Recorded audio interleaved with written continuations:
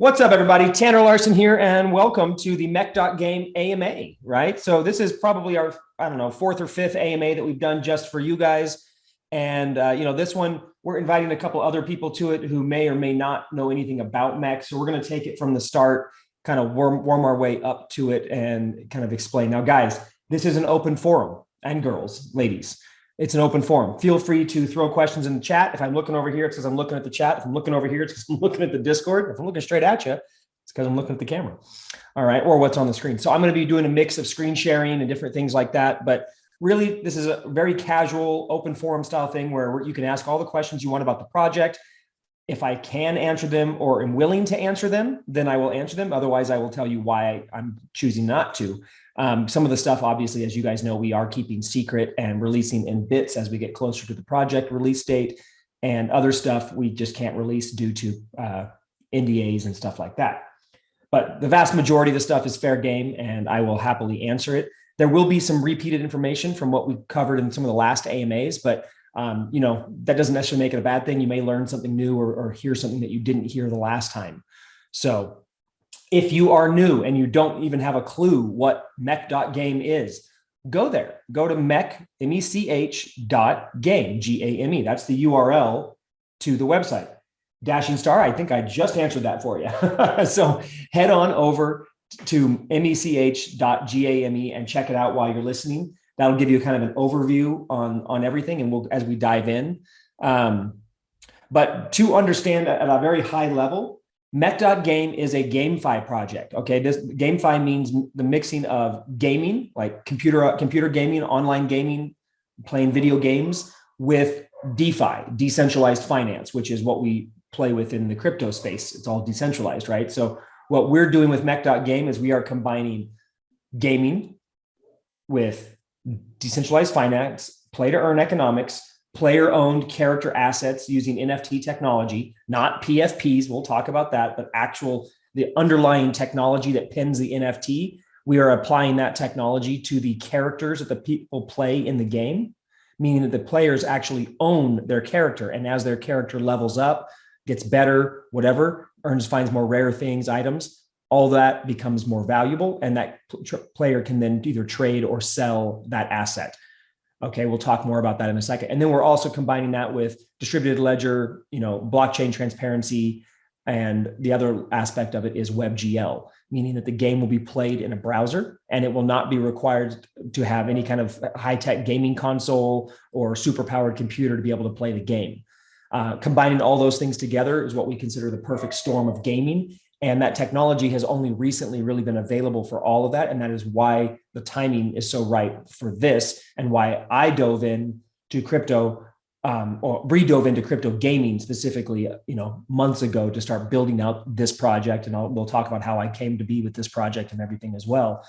But there's basically some massive opportunity in this space. And it's been my dream to develop a game. So we'll kind of get into all of those things, but that's a pretty good general overview. So let's see. Are you guys with me so far? And can you hear me okay? Is my audio coming through clear? I didn't ask that before we started. Okay. Awesome. So can you guys throw a 1 in the chat if this is your first AMA for Mech.Game or the first time hearing about it? And give me a 2 if this is your second or third, or you've seen it Mech.Game before. 1 1 1 1 1 1 2 2 2 2 2 1 1 1 2. Okay, so good. We got a split of people here. Okay, cool. And we got a lot more people in the Discord that haven't hopped over yet. Guys, if you are Discord members, go ping your friends in the Discord channel and get them over here. They requested that we do it on Zoom, so we're doing it on Zoom. Plus, that's easier for me to share a screen and show you some cool stuff. So love to get a whole bunch of people on here for everybody. All right. However, okay, so we talked about what the basic premise of Mech.Game is. Now let's kind of back up and go through some of the industry opportunity and why we're here, why we're in this space, and why it's such a good time for you, for me, for everybody. So little background on me, for those of you who don't know. My name is Tanner Larsson. I'm the founder of Mech.Game. I also am a traditional entrepreneur business owner from what I consider the real world. Crypto is still kind of new. So when I say real world, I mean like traditional online business world. I've been building online companies and businesses for the last 20 years. Started my first business while I was in high school, 2000, in the early 2000, well, actually late 90s, early 2000s. And then started building online companies and stuff like that. So we've had some, really great success. We've built a lot of different softwares. We've built a lot of different companies, websites, things like that. Done quite well doing that. I've always been a gamer.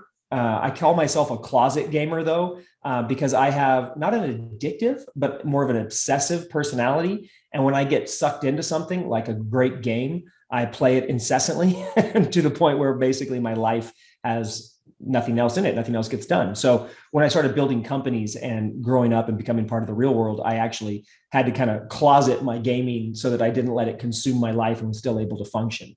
I'm sure some of you guys can relate to that, where a game just sucks you in and you don't ever want to play anything else, right? Any of you guys relate to that? Yeah, totally. Okay. So anyway, that's kind of my gaming, but I've always wanted to build my own game. Okay. Now, some of you guys know me from, traditional business world. You know me from Build, Grow, Scale, my other companies, things like that.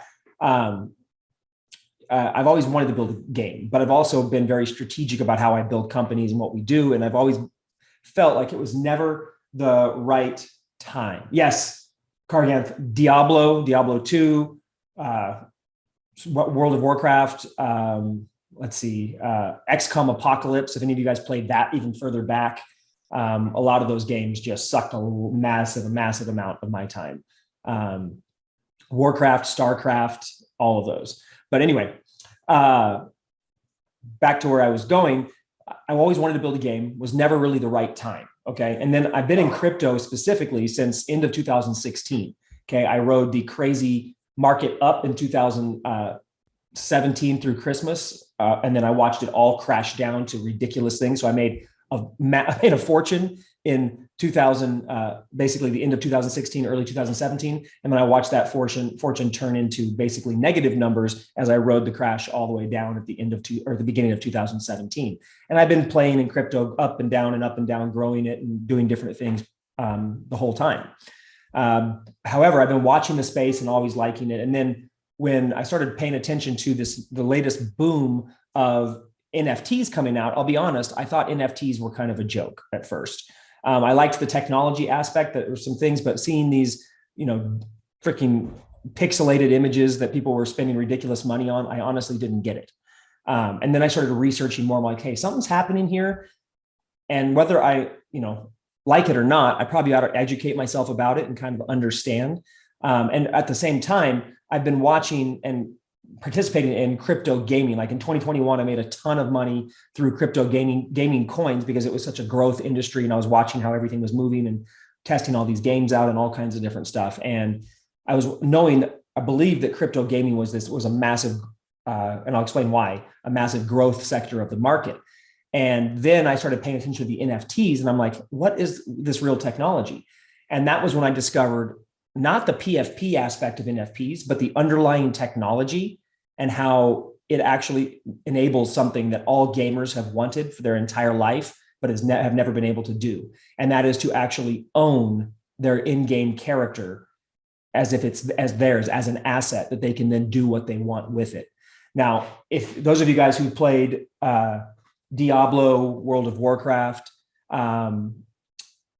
Diablo 2 and some other games like similar to that, you play like Diablo. I played Diablo way back in high school and stuff like that.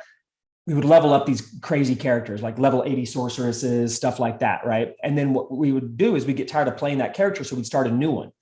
But what we would do is we would go over to eBay and we would illegally sell that character, that account, to someone else, right? So we would get a couple $100 for our level 80 sorceress. And in World of Warcraft, other things, people would farm gold. You get to go onto the eBay and buy it and different things like that. And there was this whole like underground marketplace of people wanting to sell their in-game assets, right? And then with like Candy Crush and all these other games, you'd see all these in-game purchases where people are playing these like ridiculous mobile games and spending real money to buy in-game assets to then play, to play more and have more fun in the game, right? So this was happening, and it's been happening for years, but the whole selling your asset, selling your game character was always kind of an underground shady thing. It wasn't even legal by the terms of service of the games and stuff like that. So what NFT technology allowed was for people to, or for gamer creators who were smart about it, to actually create their game character, attach it to the NFT technology, and then that becomes basically a serial number for that game character, meaning that the customer, the player, can now own that game character. Okay, so as that game character gets better, whatever items it finds in the game can also be serialized NFTs. So if they find rare weapons or rare armor or stuff like that, they can then own that and they can use it in the game, or they can go sell it or trade it to another player legally and traceably on the blockchain, right? Is this making sense, guys? You guys kind of seeing how I'm tying all this together as to where Mech.Game came from? Because it's important. Mr. Posey, good to see you on here, buddy. Okay, so anyway, that was like one of the first things that caught my attention. I'm like, oh man, this is going to be huge. Okay. And now when you combine that with crypto gaming having such a crazy spike in 2021, and the other thing is that we're trying to push towards this mainstream adoption of crypto, right? The next wave, and if you look at almost any different expert researcher, whatever out there, you'll see that they're all predicting crypto gaming to become the next biggest boom in crypto, right? It's going to be the next growth. Now, what's going to spur that growth, though, is not the people who are currently in crypto, okay? It's going to be adoption of crypto gaming. And by crypto gaming, I mean games that are built to integrate with the blockchain, whether they're play to earn or not. But regular gamers, online gamers, computer gamers, streamers, Xbox players, regular gamers are going to transition from their traditional games, which they'll still play, into the blockchain space, okay? Now, as they do that, that's good because they're also the most technically savvy next group of people that are ready to move over, right? It takes technology and technical savvy to be able to kind of play with the crypto space. Well, these gamers have that savvy, and as they start moving over, that's going to ignite the massive boom in crypto gaming. Now, crypto gaming is literally the dot-com boom, the gold rush, whatever you want to call it. It just hasn't happened yet. However, there's a problem in crypto gaming right now. There is no games that any gamer would want to play. Crypto games inherently suck right now. Okay. Now, they may make some money, but if you look at them from a gaming perspective, they can barely be called games. Okay. And I'm not knocking these projects. I'm just calling it out as a fact. If you research it and you look at it and you're objective about it, you would not call them a game. Now, gamers typically don't like crypto games because they're not fun. Gamers currently play games strictly for enjoyment, for fun. And they come over to a crypto game and they're like, I'm racing horses. I click a button and I have my horse and it races these other horses. And then it says, hey, you won or you lost or whatever. That is not a game engine. That is a gambling algorithm that is just dressed up as a game. Okay. Now, there are games in development right now that are coming out that are games that will be fun to play. Are they there yet? No. Have they come? Are they being built? Yes, there are several of them being built, but predominantly the games that are out and the games that are being pushed out by the masses are this monkey see, monkey do, cash grab style game. This is where I started to see an opportunity. Now, those of you guys who know me from the business world know that I'm pretty big on researching, and one of my skill sets has always been finding gaps in the marketplace. We call it, and there's a book out there called Blue Ocean Strategy, where it's how do you find your blue ocean, right? And everybody's competing in a red ocean, right? Full of sharks. It's just a cutthroat world. You got to find a blue ocean or create your own blue ocean where you're not competing for the noise. All right. And that's what we did with Mech.Game. So I am a Mech Warrior lover. I loved playing Mech Warrior as a kid. I loved Mech games. I also love tower defense. I love all strategy games, RTS, all that stuff, in massive multiplayer, all that kind of stuff. However, when I started looking at this, I saw this perfect storm forming in the crypto space. Crypto gaming on the upsurge, gamers looking for other opportunities, play to earn economics where people can actually play games and earn finances, and then tying in NFT technology to allow the players to own the assets. All of that was finally coming together. And I'm like, man, this is an opportunity that we'll never have again. and it's the right time to think about games. Also, traditionally in gaming, you had to build, the only way to really play in the game space was with a AAA game. AAA games require years to build, massive teams, hundreds to thousands of developers and staff and everything else. Can't compete with that unless you're a major game studio. Crypto gaming, with the emergence of this industry, allows for the opportunity for indie games to really thrive, okay, and grow at a rate where they could potentially long-term become a 2A or AAA level game, okay? So all of this stuff mixed together told me, hey, we're in the right spot. Exactly, add DeFi in, it's just, the opportunity is immense, okay? Not just from a financial standpoint, but from an adoption and just, it's the right timing. So we capitalized on that. I started researching all different gaming industries, genres, different types of games, different types of structures, everything. And what I found was mind-boggling. What I found was that mech gamers were actually a very large audience of gamers. They were also highly interactive, highly addictive in terms of they're loyal to their games when they play them. And they were also frustrated, okay, which was interesting. Because almost all mech games that are currently on the market, Titanfall, whatever you want to call them, Mech Warrior, different things, are all mech versus mech combat. There was no variety of mech style games besides mech versus mech combat, all right? Which is fine, those are great games, but this large audience was underserved in what they were looking for. And I was like, man, that's interesting. So I made a note about that, did a bunch of research on their thing. I kept going. I looked at a bunch of other stuff that I decided, like MOBA, and then I realized that everybody's trying to build a MOBA or an open world game. We'll talk more about that later. And I was like, okay, let's keep looking. And then I stumbled across tower defense from a research perspective, which I like tower defense games. They're a lot of fun. They're also a massive audience, have massive stream potential, addictive gameplay. People love the games and they play them all the time. And I said, what about this? So I kept researching. And then I started combining my research and I realized that mech gamers overlap the tower defense audience in a massive way, meaning that most mech players are also tower defense players. They love both genres. So then I started doing the research and I realized, hey, what if we combined the two and built a Mechified tower defense game that utilizes all the principles that we love from tower defense, also incorporated mechs as a hero character that you control, that allows you to play the game and add a strategy element to it and make it a skill-based game, right? So that is where Mech.Game came from. We are building, now I want to be very clear about this. We are building a game that I want to play and that I would want to play even if there was no play to earn economics.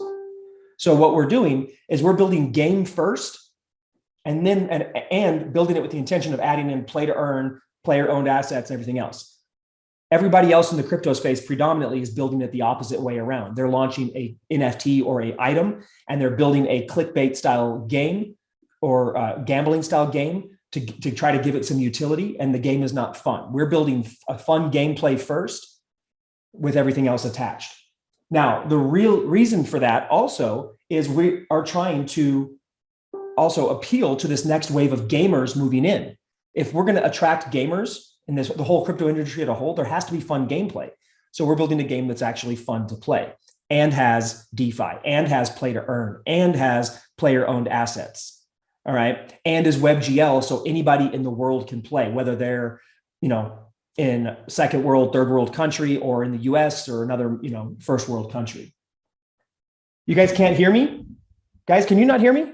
Dashing's just said he can't hear me. Okay, Dashing, it must be on your end because everybody else is saying they can hear me just fine. Okay. Crypto, we'll get there. We're not even close to that level of getting that detail yet. We got a lot of other stuff to go through. But yes, I will get there. Is this making sense, guys? I really wanted to take a few minutes at the beginning of this call to build up the opportunity and understand why we're building what we're building. This is not just some quick throw out cash grab type of project. This is something that I'm building. Our roadmap is 4 years deep. Okay. Now, will be dual token economy. Now, just to understand this, guys, tokens are what make the games go around, right? From an economic standpoint. And everybody wants to sell and everybody's worried about the game creators rugging or doing something like that. my tokens, my founder tokens, my percentage of ownership in the game where I get paid out in tokens is going to be tied up. It's going to be vested over a 4-year period. So there is no way for me or my team or the project to rug and run away with all the tokens and or dump the tokens and run away. Okay. I did that intentionally. Yes, that means I don't make as much money as someone as a creator could make. But I also feel that if I'm going to be in a game, I want to invest in a project or be a part of it, I want to know that the founder is in and that he's vested in it. He's not going anywhere and that the project is going to be around.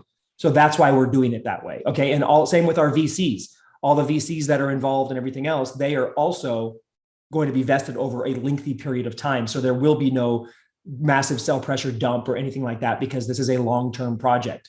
Okay. We have lots of things that are happening in the short term, but just know that the long-term vision is this is a real game that's here to stay. And we're committed to putting the time in and the long, slow build to make it a reality for you guys.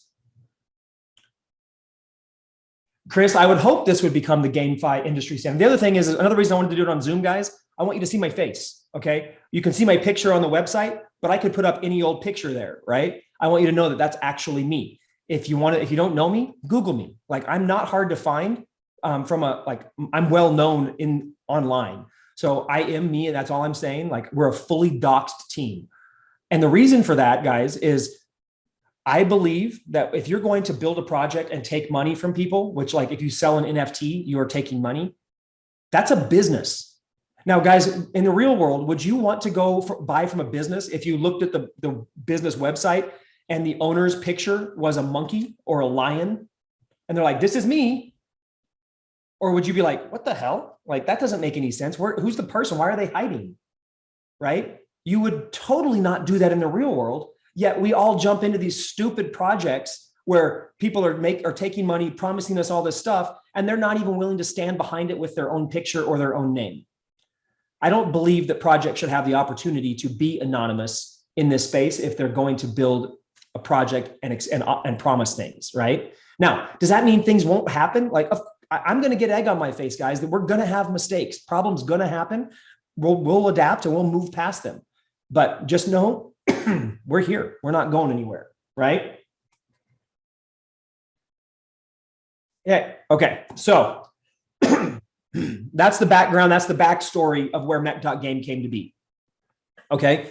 So if you haven't checked us out on the website, please do. So anyway, one of the next things we wanted to do was how do we actually make this a reality and how do we do this quickly? Now, everybody and their mom, yeah, please share this, guys. Share it. There's a Twitter post out there you guys can share or just grab the link and share it, whatever.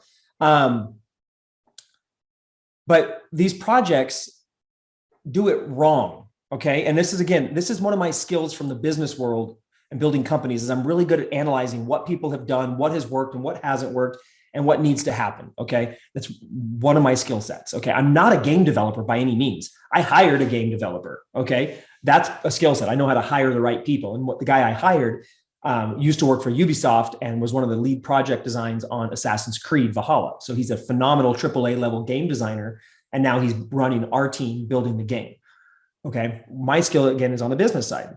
So what these projects, so back to what I was saying, is that their idea of doing this is they are going to build an NFT collection or whatever it is, and they sell it. And then they're like, okay, now that we've sold it, what do we do? Okay, we're gonna make a token, and then we're gonna build a game. Yeah, we'll build a game, right? Complete bullshit. You have to map out what happens in advance. Okay, you have to have a roadmap that's legit, that actually has structure that can be followed and be attained. So we actually looked at the whole thing. Okay, we're going to start building the game. We actually have already started building the game, guys, and we haven't even minted our first collection. Okay, because I didn't want it to wait to that point. We wanted to start building the game, getting our ducks in a row while we're building all the other assets before the mint. Okay, now we are going to mint our Genesis collection, which we're going to talk about here in just a second. But one of the things about that collection was we decided another thing we looked at. A lot of these projects with these PFPs, and again, I'm not knocking these projects, but if someone sells you a PFP NFT, like a 3/4 image of a person or an animal, and they say, we're going to build a game that your NFT can play in. okay, and then they build a game, the fact your NFT is nothing more than a JPEG or a PNG. That is not a game character. That cannot be used in a Unity or an Unreal Engine or any kind of game engine as the actual character you play. What that means is that these games have to then create another asset character that matches your NFT or that simulates your NFT that you play in the game, which that means the NFT you owned is not the game character you play. So there's a break in the chain. So you don't actually own your game character. And when they're saying this is the character you have in the game, it's not. Okay. And that was a big problem for me because I as a consumer, as someone who does it, I'm like, this is bullshit, guys. This isn't real. You're pulling the wool over people's eyes and telling them one thing, but in actuality, it's not. So what we decided to do with our collections and our NFTs, which again are our game characters, is the game character that you get, that you purchase, will be the actual three-dimensional animated character that you play in the game. Not it looks like it. The same person or the same character that you see, or the mech, which it'll be a fighting mech, the mech that you see on OpenSea, that is the mech you play in the game. Okay? Not looks like it, it is. So the OpenSea thing you see is the actual fully animated, fully functioning game character that's used in the game. Okay? That was very hard to do. Okay? It's also what why it's taken a little bit longer for us to launch, because it hasn't been done.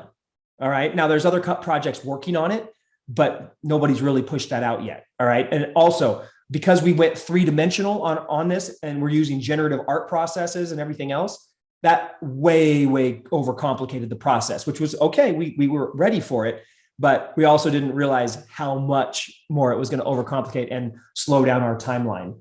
And yes, your mechs are 100% customizable. So let's actually jump into this real quick. Let me share my screen. And we'll start walking through some of this more stuff. All right. I think we're here. Can you guys see? You guys should see the website, right? Can you see it? Let me know. Got it. Okay. Thanks, Robert. Okay. So here's the website. You guys can all go here. But what I want you to do, these are just, these are 2D renders of the mechs. Okay. Obviously you're going to have a 3D one, but let's go down. Scroll down to the Meet the Mech. If you haven't watched this, by the way, guys, this is our game teaser and trailer. This is the first one. We have another trailer with more gameplay coming out soon. And yeah, Michael, thank you for posting the Discord link. I appreciate that. But if you come down here, this tells you about the Genesis Mech collection. This is the first collection we're launching. Basically, if you own a Genesis Mech, that basically creates you as an OG/founder of the game. So you're going to have extra perks, and these mechs have all kinds of insane perks. But at the bottom right here, there's 8 different unique mech models, and I'm going to show you why in a second. Each mech, someone was asking about, are they upgradable? Yes, there are 16 upgradable game performance attributes that each mech has. So things like armor, speed, energy, accuracy, shielding, all those different, there's 16 stats that they all have. Now, each mech, from a rarity standpoint, has 13 plus different traits. So different weapons configurations, different armor configurations, different colors, different camos, different markings, different, are you biped or quadruped, different things like that. Now, when you take those combined with all the different trait variations, like all the different weapons combinations, all the different color combinations, all the different armor combinations, and you put them all together, that gives us 7.6 billion possible variations of mech. Okay. Now, out of the campaign or the collection, there's 10,000 mechs. 13 of those mechs are legendary one-of-ones that are handcrafted and modeled. The other 9,987 are generative, meaning they are going to be computerized, randomized to put together and look awesome. And I'm going to show you some of those in a second. But if you come down here below that, you can get a feel for what these mechs are going to look like in the game. So this takes a second to load, but if we click through here and let it load, you're going to see what these mechs look like. Now, it's probably going to take a second, guys, because I'm sharing my screen and everything else, but you guys can go do this on your side. Highly recommend you do it on desktop too, not just mobile. But this, and he'll start moving in just a second, this is a 3D game ready character. So this is the Stalker. You can see he's got 2 miniguns, rocket launchers on his shoulders, armor, but you can actually move these guys around on the website so you can see. And when you're on OpenSea, after the collection launches and you've bought your mech, you'll be able to do this same drag, manipulate functionality on OpenSea. Okay. So this is what you will have on OpenSea. Right. So, and this is just one. We'll go ahead and we'll jump to another one that's fun. They're actually all pretty cool. But see, there's 8 different models here, and you can check all 8 models. All right. Now, of the 8 models, every different model has a different circulating supply in the total collection. So you can see this Guardian right here. And you can see on the back, this guy's got a jetpack. See his jetpack on the back? And if you zoom way in, guys, you can see they're super detailed. These are very, very high quality models. Whoa. But anyway, there's 1,500 of these in the game, or in the first collection of the game. There's 500 Mavericks, there's 750 Stalkers. So there's rarity assigned just by this, the actual combination of these mechs, okay? Now, this is what you're going to get. So when you're on OpenSea and you're looking at your mech, it's going to be walking around like this, and you will be able to look at him and move him around and see what he looks like. You can change the background color and all kinds of stuff. But again, this is the character that you play in the game. Now, if you don't own the mech, you can't play the mech, right? So, or what you will be able to do is rent your mech out to allow other people to play your mech for a fee or for a percentage of their play to earn winnings. So we'll talk about leasing and renting and stuff later. Any questions about the actual mechs right now? Now, this Genesis collection is the first collection that we're launching. This is the Founders Collection and is critical because this initial Founders Collection, you guys are the OGs, right? You guys are the ones that are going to kickstart the game off. You're the ones who are going to get the first access to it. You're going to ones who are going to get the first access to the tokens, everything else. So the perks, I should say, are massive here. But also, and I'm just being transparent here, the first collection in a GameFi project or any collection in the crypto space is critical. We have to sell this collection out, not for funding, because the project's already funded. What we need is the collection to sell out to plant our flag in the sand and get the rest of the world's attention and say, hey, look, Mech.Game is here to stay. We're already moving on. And that brings in all the guilds and all the other players and all the other aspects and really pushes things along. Now, if the mint doesn't sell out, the game's still going to happen. But as you guys have all seen with other, collections and things like that, you kind of have to an uphill battle in terms of a publicity and a belief standpoint if the collection doesn't sell out, right? You guys is this making sense to you guys? You guys with me? You guys understand what I'm talking about? Enjoying this so far? Good stuff?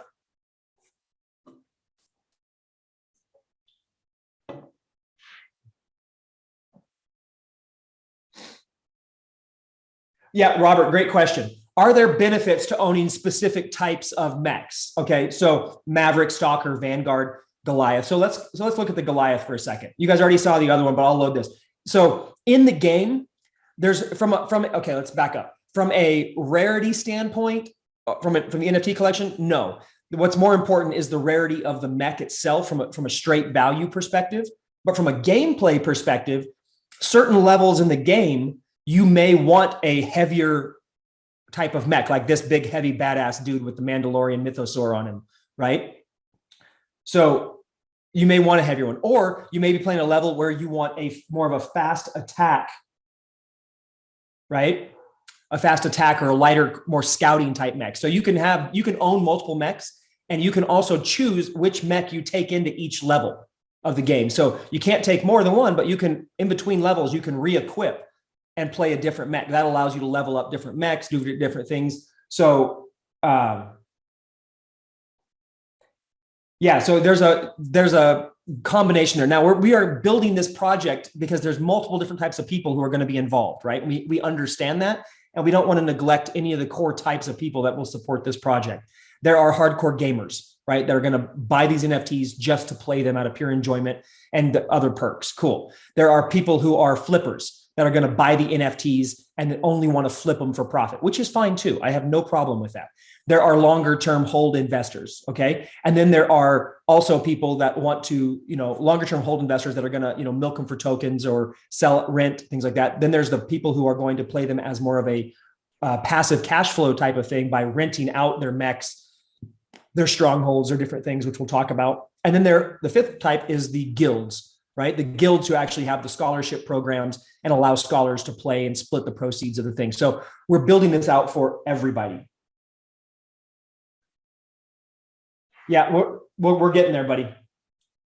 Yes, ESP, or I'm not sure what to call you. But yeah, so there are differences to the mechs and each mech, like this one obviously has heavier armor than say the Stalker, that's a lighter weight one. This one also can carry heavier weapons, things like that. But sometimes you don't necessarily need that. But from a rarity standpoint, whatever the rarity score is, when we partnered with Rarity Mon for our rarity, because it's the most statistically accurate and definitive rarity trait, that will tell you how, from a straight rarity standpoint, what's the most rare mechs in the game. Awesome. Okay. So this collection, we are going to be launching this probably end of March, first week of April is the plan right now. Again, as I've told you guys before, this is being flexible. We're being very flexible based on market conditions, what's happening in the Ukraine. We are not against a time crunch here. We don't have to launch on a specific day to meet some criteria. We want to launch when it's the best for the project and for you guys. Okay. Obviously you guys want it now. I want to get it out now, but we have to do it in a way that's going to be best for the project. And we have to take into consideration the market, right? So one of the other things that's happening is with the market changes, the kind of the frozen nature of the crypto market, we're kind of watching to see what the best timing is going to be for minting. But right now we're looking at the end of March, early April to do that. Let's see. Another reason we're talking about pushing is NFT Miami is coming up in the first part of April, and we will be there. Another company that I'm an owner in is sponsoring the event, and that company, which is Byte, and Mutant Cats and Mech.Game are co-hosting that NFT Miami's yacht party.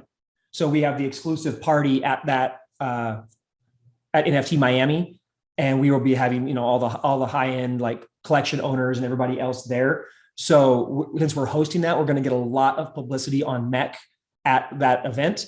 And then the day after NFT Miami, NFT Con starts, and I just got accepted as a speaker for NFT Con, where they asked me to speak on a topic of NFT games versus games with NFTs.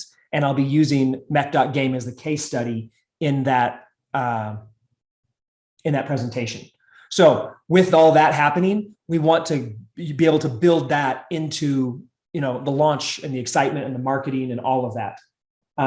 So yeah, we'll be front and center at both of those events, speaking at the second one and hosting the party that everybody wishes they could get into at the first event, plus having a booth there. So that was a little bit of tidbit of new information that I was excited to share with you guys. I actually have, you can see right here, I got the speaker contract right here for NFT Con into the metaverse. I just got to finish filling it out and send it back. But I've already confirmed, and they're adding me to the website. So that's a sure thing, and excited to be doing that one. But so that's the timeline for the NFT launch. Let me stop sharing my screen for a second. Okay, so that's that timeline. Now we were also talking. Hang on, guys. Let me share my screen again.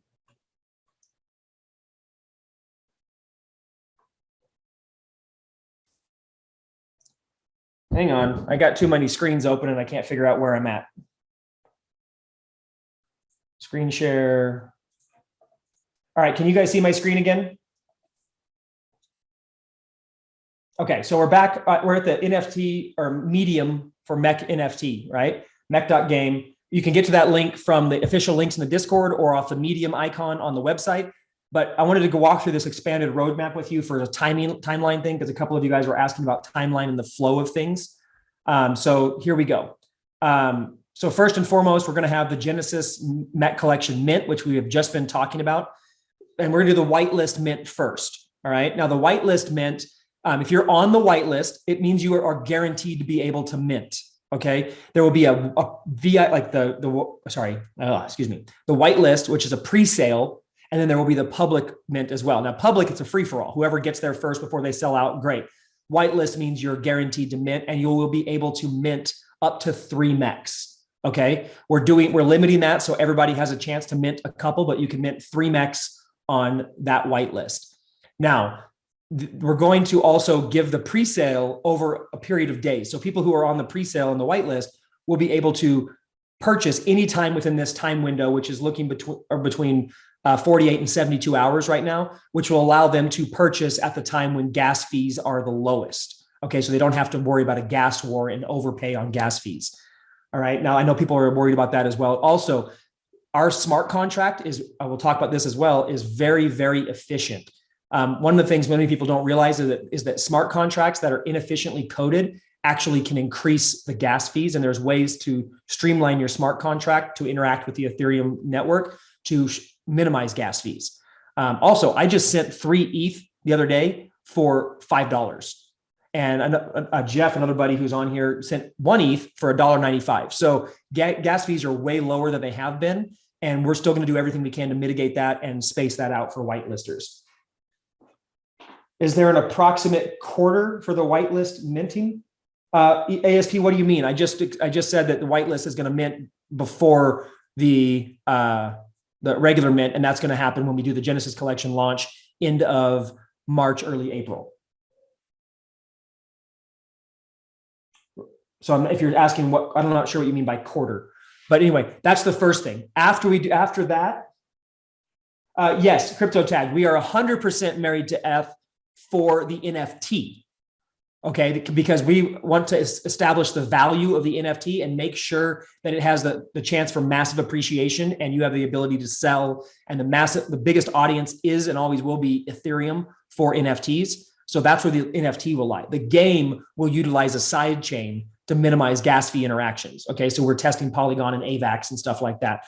But so the game will not live on ETH because we won't have to worry about gas fees like that. But the NFT will, because that protects your value and your investment and allows it to be worth more.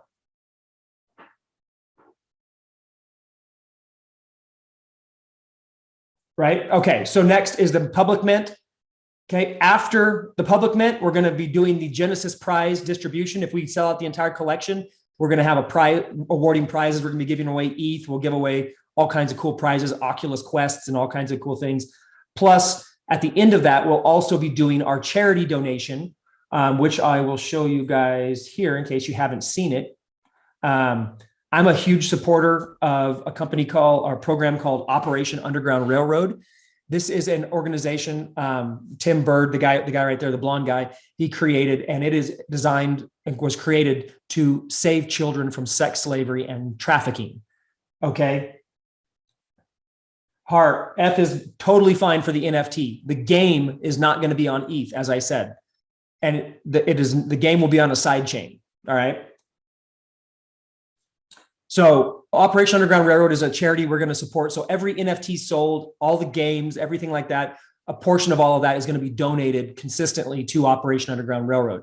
And at the conclusion of our mint, we're going to be writing them a $100,000 check right off the bat to help them support. Now, they have saved thousands and thousands of children to date. It's all made up of ex-military, special forces, law enforcement people who've quit their jobs to then become part of this task force to go out and save these children. I've been supporting these guys for years since they started, and I'm a very big believer in what they do. I'm a dad. I have 2 kids. I got a daughter and a son, and the concept of trafficking and sex slavery just absolutely terrifies me. I can't imagine what parents and kids are going through, and I want to do my part if at all possible to help them. So every mech purchase, every game interaction, all of that stuff, percentage of those proceeds will always go to go to Operation Underground Railroad on an ongoing basis. And we'll publicize the donations and let you guys know how much we're able to donate every month or quarter or whatever the timeline happens, right? So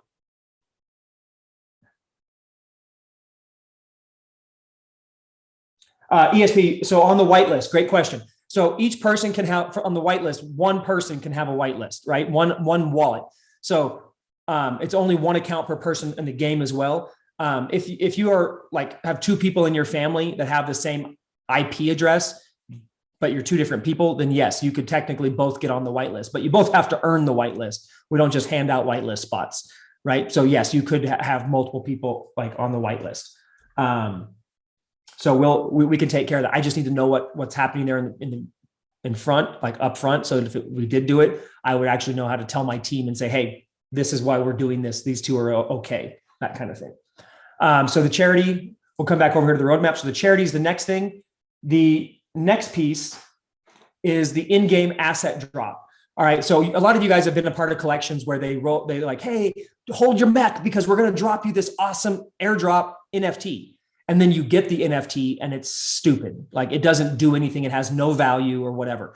I have been the victim of that so many times that I was like, you know what? I'm going to do an airdrop. I'm going to set the standard for how badass an airdrop should be.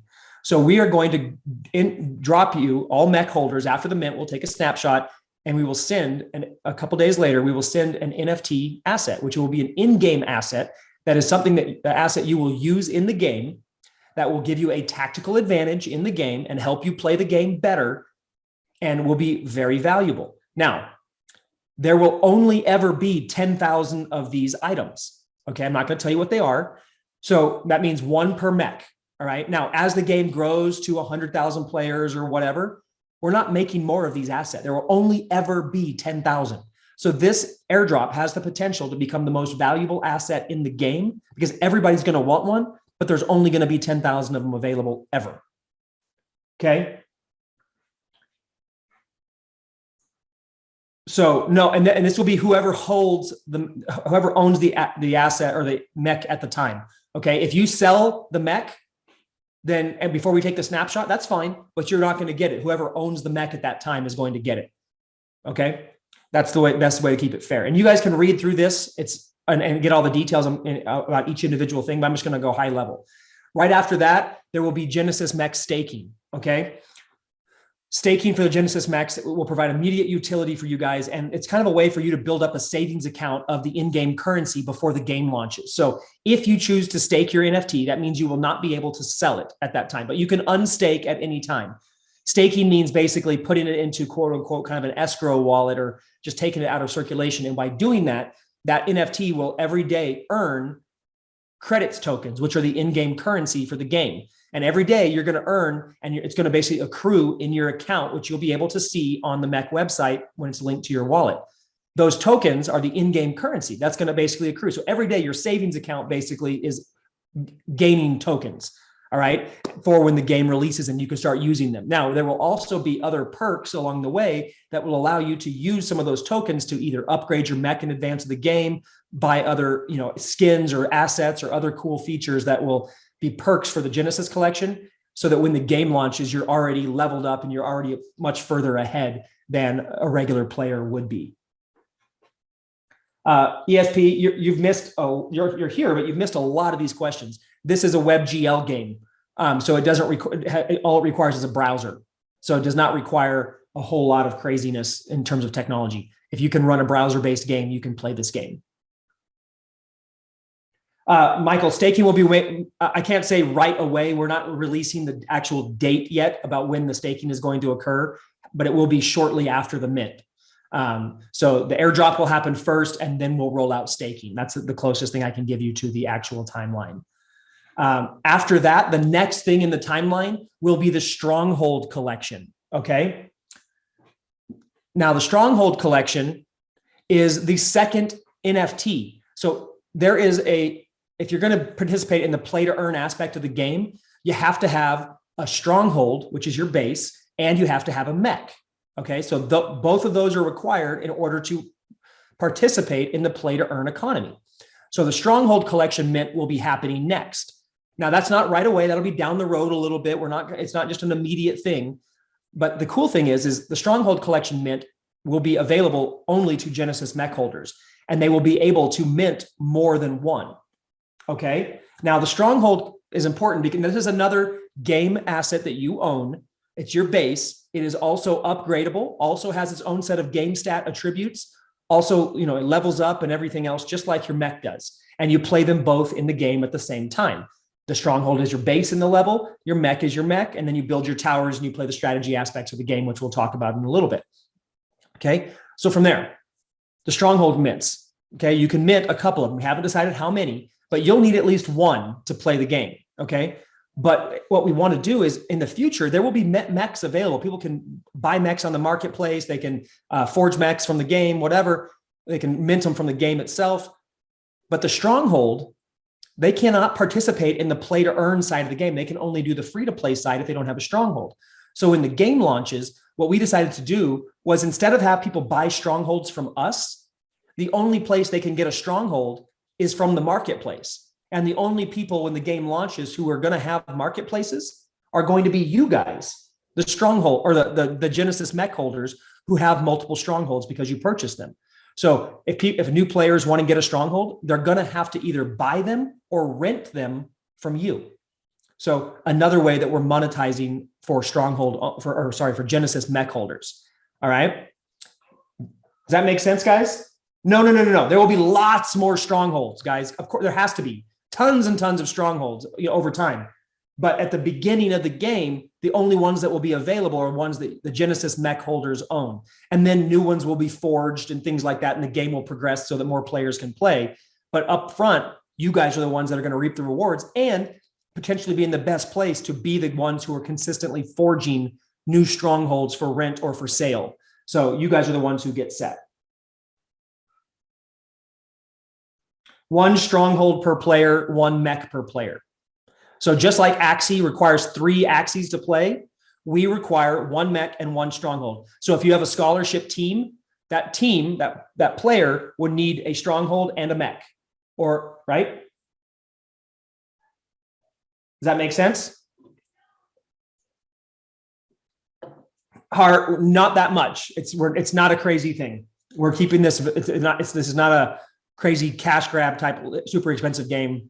It'll be way less than playing like Axie or any of that stuff.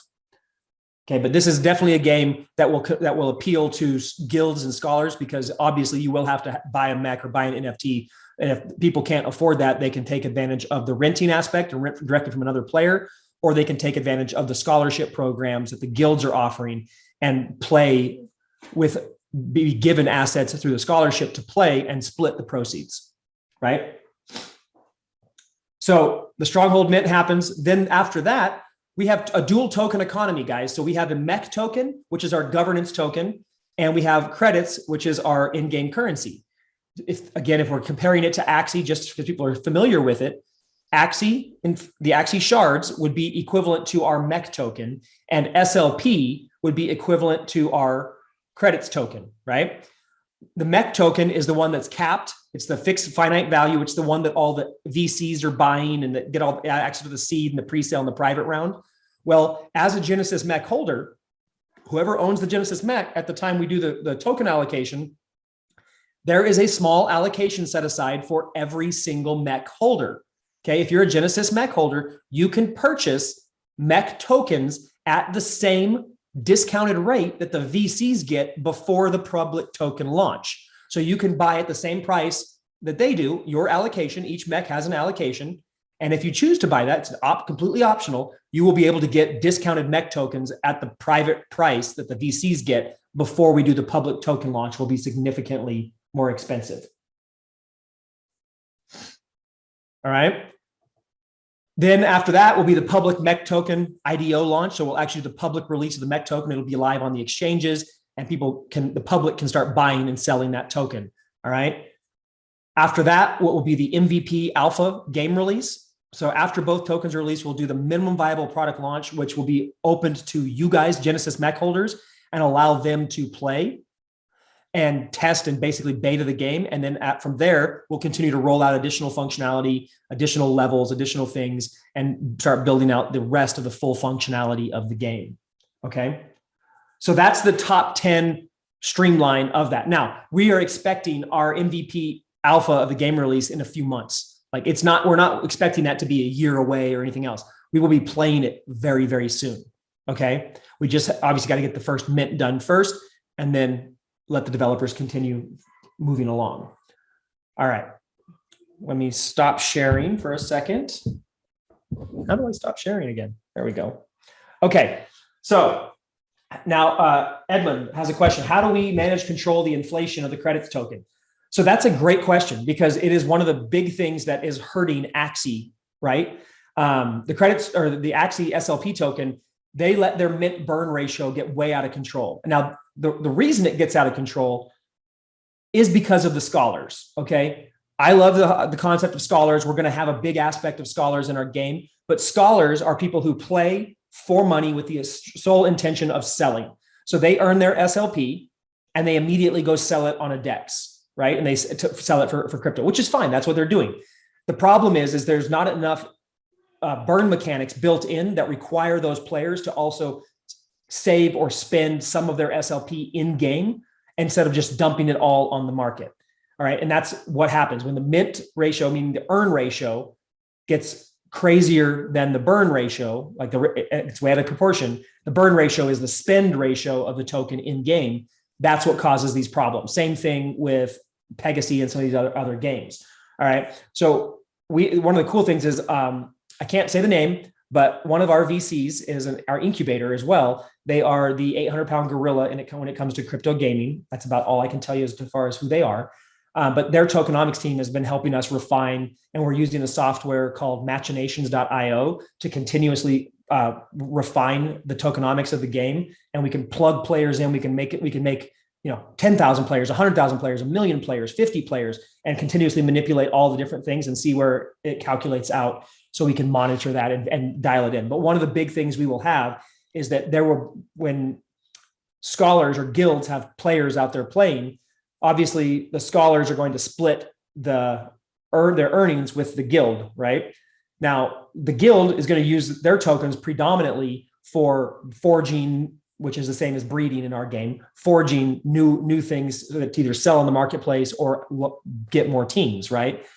The scholars, though, are going to be dumping their token. So the way to alleviate that is we will have some mandatory burn mechanics built in that we can adjust the ratios on as needed to allow them to, yes, have plenty to sell and still make money off the game, but also keep the stability of the game economy in place. All right, so we definitely have a lot of that. Launch of the game is a few months down the road, okay? And yes, testnet before the official game launch. What I literally just finished saying that was that the testnet is the alpha release for the Genesis Mech holders. They'll get to play the game before everybody else. And we are planning a full guild functionality in this. We're actually talking with several guilds, including YGG, Axie Affinity guilds, and a couple others that have been helping us map out the guild structure on the back end. All the guild functionality, scholarship functionality will be built into the game. There will not be a need for any third-party aspects. And it's a more robust version of our default renting and leasing system. So you will be able, as a player, you own multiple mechs or multiple strongholds, or just one of each, whatever, you own them. If you don't want to play them or you have extras, you can rent them by putting them up for rent on the marketplace, okay? On the market, you have a choice of either renting it out for a fixed fee or for a percentage where, let's say it was 60-40, you rent it out, the player gets 60% and you get 40%. And the system automatically calculates that and distributes the funds automatically and splits them, okay? Every player can do that.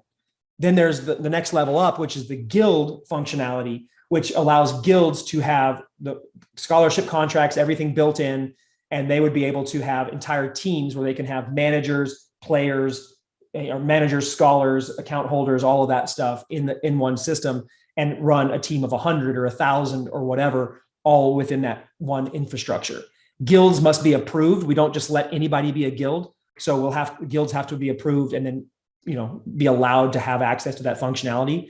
But once they do, they will be able to field their teams like that. YGG and YGG SEA have been very big in helping kind of map that out with us. And then we've got several other guilds that are also helping us do that. Yes, there will be a liquidity pool on a DEX, and then we'll obviously be pushing to get listed with a centralized exchange as well. Through our VC partners, we have a lot of connections to market makers and to people who can help us get listed on centralized exchanges. But of course, we'll first have liquidity on a DEX, but that will come with the game release and everything else. And Edmund, I can't really get into some of the other mechanics on burning right now. We're going to be releasing that stuff in phases to let you guys know what's happening. But we are very, very focused on preventing botters and farmers from coming in and disrupting and screwing up the gameplay. Okay, I know I've missed a couple questions that have come in. I'm going to scroll for a second and catch up.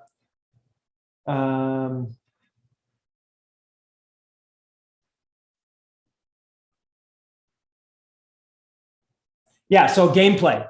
So this game there will be additional functionality rolled out. We have a long-term plan. We'll get to that and everything. But the main gameplay is going to be tower defense. Okay. And tower defense is where you are defending your base from an attacking horde or incoming swarms of enemies, right? Now the enemies are attacking, and your job with the base is to build defensive towers that can kill the enemies before they get to your base. All right. If they get to your base and attack it and destroy it, it actually doesn't get destroyed because we're not going to take away your NFT. It just becomes incapacitated. So your mech and your base have a damage meter. If that damage meter reaches 0, it becomes incapacitated until you repair it. Okay, repairing it costs credits. Now in the game, you're playing. So the enemies are swarming you.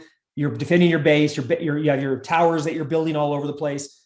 In order to build towers, you have to mine resources. Okay, you need to mine metal and gas. So the tower defense games that become not fun are the ones where you can just click all over the place and you have unlimited towers and everything else, and there's no strategy. So we added a little bit of RTS strategy in there where you actually have to mine resources. So you actually have to go and build mines or refineries on the resources on the map, which may not be in the most opportune locations of the map, which means you then have to split your strategy of how you're going to defend both your mining assets and your stronghold with towers. And then your mech is your hero character that you control. He's the mobile arsenal on the map that can scout the map, open it up because you've got fog of war and everything else. And then he can move around and defend certain areas or jump in where he's needed.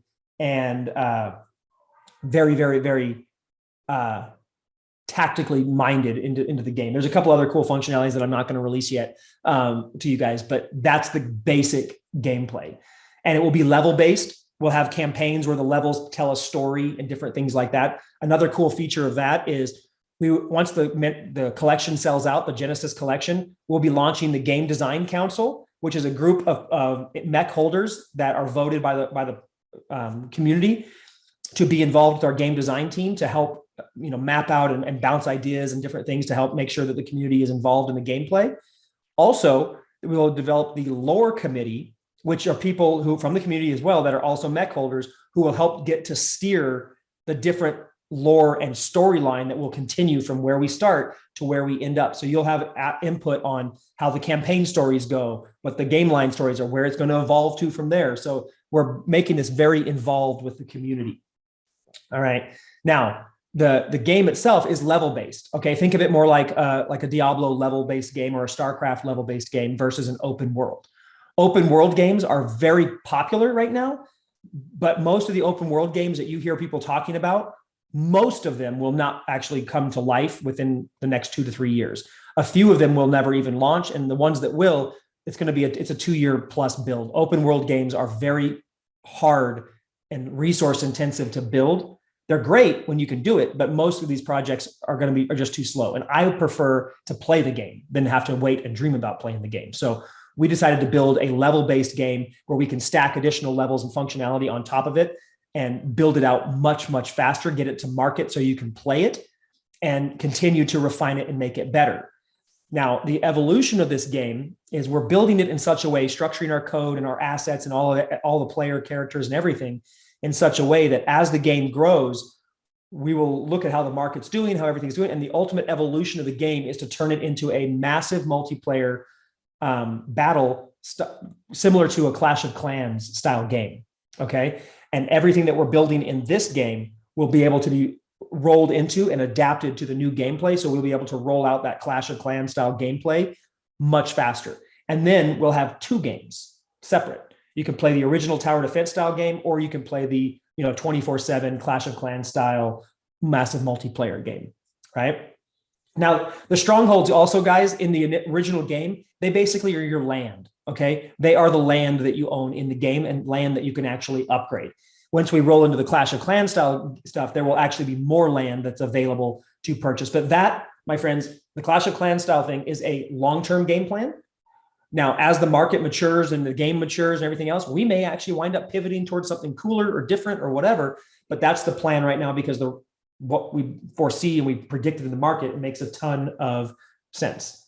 VR augmentation in the future, that is definitely on the options list. I'm not going to promise that right now, but it's something that we have been heavily considering because of the way that just the market's moving, and why not? VR is becoming so functional.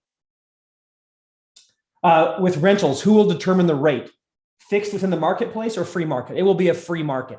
You can set whatever flat fee you want. Now, if you set it too high and nobody takes it, well, that's on you. Or you can set a percentage. And if you set your percentage too unfairly, then that's on you as well. But you have complete control over what you want.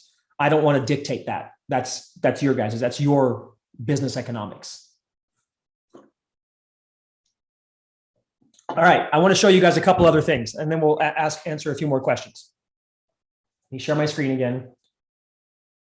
Guys, I highly recommend you do check out our Medium as well. Are you guys seeing this screen, the Medium? Make sure you're with me. Okay. We got a bunch of information here. You can check out the backstory of the trailer, how it was built, the different mechs, all the information that you don't have yet or may not have, but I highly recommend you check that out. So I wanted to, some of you guys may have seen this, some of you guys may have not. I wanted to give you a little sneak peeks, if you haven't, of what some of these mechs are going to look like as your characters. So this is a Goliath. You guys have saw the static image of this Goliath. This one's also available on our YouTube channel for you to look at. But how badass is that? Like, these are legit game characters. Okay, that's the Goliath. This is a Pathfinder. Okay, this was just a little quick animation the guys did for fun. But the Pathfinder is just yet one other type of mech. So we'll do that one again because everybody likes that one.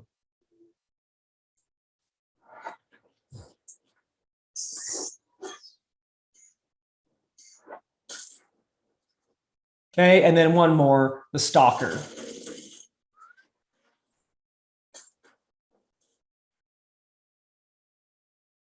Okay, we'll do that one again real quick for you as well. So this is what the 3D character. So when people show you a lot of these games, and again, I'm trying to be very transparent. Like you see on the website a lot of PFP images. You see JPEGs. Anybody can do a badass JPEG. Doing something like this is completely different. Okay, this is a legitimate game character, guys.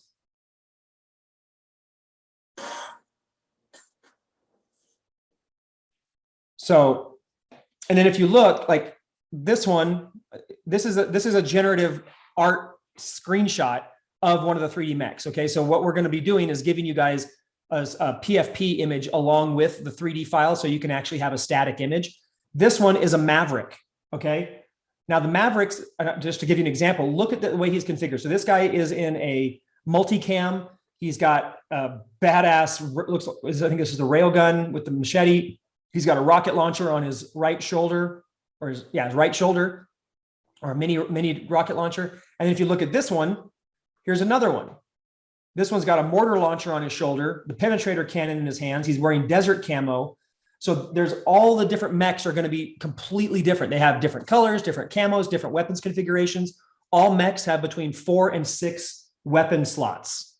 Okay, so some combination of that will be on these mechs. Here's another example. Here is the Vanguard. Okay, so the Vanguard, you see he's got a grenade launcher, he's got a dual linked laser, he's got a flechette launcher actually a flechette launcher on both shoulders there, right?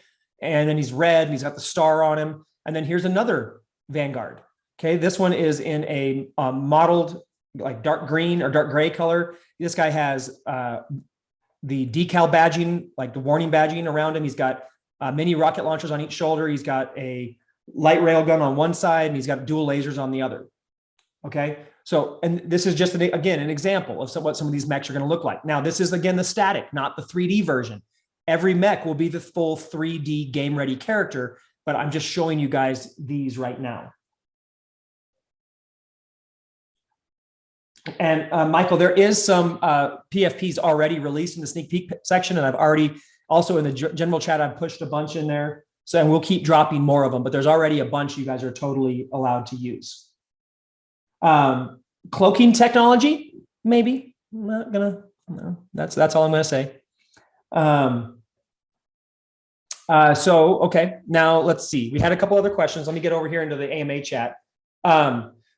Song Yu says, how important do you think it is for a Mechiverse collaboration with other brands and or names for the continued success of Mech.Game? So for the continued success, I'm not going to say that they are critical, because we can be a self-contained ecosystem, but I am a big believer in collaboration, and I think we should. And we are actively looking at collaborations with other projects. How can we integrate our tokenomics, our NFTs with other platforms, and different things like that? So yes, I think collaboration is going to be a very big part of Mech in the future. In addition, when I was interviewing game designers and trying to figure out people who were going to help us build the game, I came across a couple different game studios that want to build games in crypto, but they don't want to deal with the NFT technology or the tokenomics or any of that stuff. So they have basically said, we love what you're doing. Could we just build games that interact with your economics and use your NFTs and use your tokenomics, and we build games or levels that players can play? So that'll be third-party collaboration. So they build something, and then you will literally be able to plug it into the Mech.Game Mechiverse and play those games. So we already have that kind of stuff in works and talks, and that will continue. We'll also be collaborating with other collections, other games, and figuring out fun ways. Some of them won't always be super serious, like Meta Guardians. They have a great project that we're collabing with, and we're going to partner up. And as their game comes out, they have a boss battle level that's just separate from their game that's going to be fun. So the Meta Guardian NFTs will be able to battle mechs from the Mech.Game universe and just kind of have a fun level it'll use both tokenomics, and there'll be a way to win and stuff like that. So we'll have some fun functionalities there. How long is the whitelist mint window? We did cover that. It's going to be between 48 and 72 hours or so. The game, again, is a WebGL game, and I just explained the gameplay.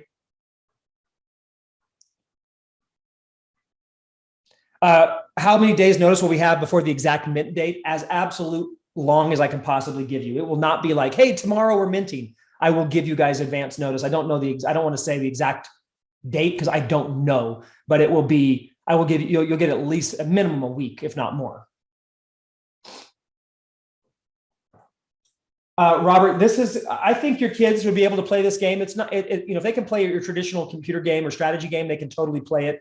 It's not going to be a mature game in terms of like audience or stuff. Like my kids are going to play it. So I'm building it with that in mind. And it will be a game that can be fun to play. Obviously if your kids are playing it, the account would have to be set up by the parent, and that would be owned by the parent, because obviously if it's, play to earn, it can't be owned by the kids. Let's see. Okay, so knowing that the project is fully funded and game dev is already underway, what is the contingency plan should the mint not sell out? Yeah, so my goal, obviously, guys, is to sell the mint out. I need your help to do that, and we'll talk about that in a second and why it's so important. But the reality is we're going to build this game one way or the other. Now, if the collection mints out and sells out like we're expecting and hoping it does, that's going to, number one, plant our flag in a big way, give us major like awareness in the marketplace. It also will bring in a whole nother round of retail and VC level collaborations, potential investment, things like that. But we're not worried about so much the investment, but we want those big VC firms that have access to things that we don't. They will come in as well. We've already got a bunch of them on the fence.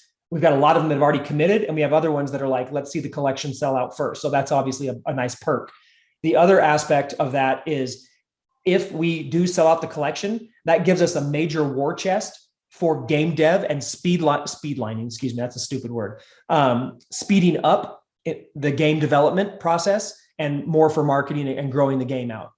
If we don't sell out the collection, okay, we're still going to keep selling it in batches until we do sell out, because I want all Genesis mechs out there. We need all 10,000 of those out there because that 10,000 number of Genesis mechs plays a role later on. So we're going to get them out there one way or the other. But the other thing is if it doesn't mint out and we don't get that war chest to be able to dump into expanding the marketing team, expanding the dev team, expand all that, we'll just keep plugging away and things will just happen a little slower because we'll have less capital to work with.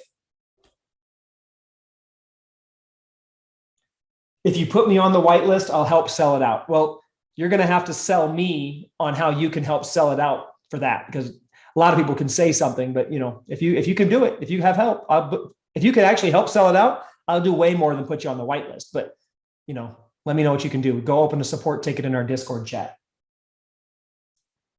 So does that answer the question, guys, about that? Like, we're going to do this project one way or the other, but obviously, if we have more money, we can move it along faster. If we have less money, we have to move it along at the pace that we can afford to do it.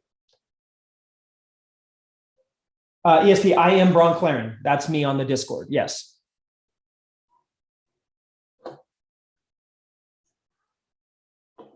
Okay, let's see what else we got. If you're forging a stronghold, no, it will not cost you ETH to forge. It will cost you tokens, in-game tokens. It'll cost you Mech tokens and credit tokens. Now, if you buy a Mech from the mint, that's going to cost you ETH, right? Or if you buy a stronghold from the mint or strongholds from the mint, that will cost you ETH. But again, the game itself will function on a side chain. Now, on the game itself, we'll look at a different Mech for a second so you guys can look at this bad boy because he looks pretty cool. The game itself will be operating off-chain, the game. Anything that relates to the NFT or the on-chain interactions with the tokens, that will happen on-chain. Now, the reason we're doing that is, as much as people like to hype blockchain tech as being so amazing, which it is, it's also not developed far enough that a game with lots of high-level interactions and lots of different server calls and everything else can be cost-effectively run 100% on-chain yet. It's happening, but it's not there yet. So games that are actually built as games are being built off-chain, and then they interact with the blockchain when necessary. So you'll basically have an in-game wallet that will collect all your stuff. And then when you're ready to transfer it to your wallet, that will incur an actual on-chain interaction, and you'll transfer your credits or your tokens from your in-game wallet to your external wallet. That allows the game to run very fast, be very efficient, have higher level graphics, and not be lagged down on the server or costing lots of little gas fees that we would have to basically pass on to the end user, which I don't want to do because the end user is you. I don't want to pass fees on to you. Micah, yes, mint price will be determined and publicized well before the mint. Right now, we're expecting, based on all of our advisors and everything else, we're looking in that $500 to $600 range for the Mech. Okay, that somewhere in the 0.2 range with the current ETH prices. Now, if ETH goes down, the ETH cost will go up a little bit. If ETH goes way back up, then it'll drop back down. Okay, but yeah, we will publicize the actual price before. Okay. To get on the whitelist, you need to go. The best thing to do for the whitelist, we're actually going to be announcing some new contests, but if you go to the channel here, let me actually stop. Well, let's see. Can you guys see the Discord now? I just drug it into my screen. I don't know if you guys can see it. Okay, so let me maximize this for a second. If you come in here, you start here. Okay, so first thing is you join our Discord. So this will be for everybody who doesn't know. Join the Discord. You're going to show up on the verification. You're going to need to click the verify button. That'll actually give you the rules. You approve the rules, say that you will follow them. That'll give you access. The next thing you need to do is click this second getting started. Read these 5 steps. It's going to tell you exactly what to do. Okay. And then you can go to the announcements, official links. But down here, you got facts, rules, roadmap, founders letter. This is all the project information in this category. But also down here is the whitelist info channel, which tells you that right now there's 4 different ways to earn a whitelist spot. And we actually have new ways coming out. So in the giveaway channel further down, you can also find out what the next giveaway is going to be, which I'll be posting tomorrow, the next giveaway. Actually, hopefully tomorrow, waiting on the tech stack. And if the tech's finished, we'll put it out there tomorrow. But then the general chat, once you are approved for the whitelist, you will see these channels here.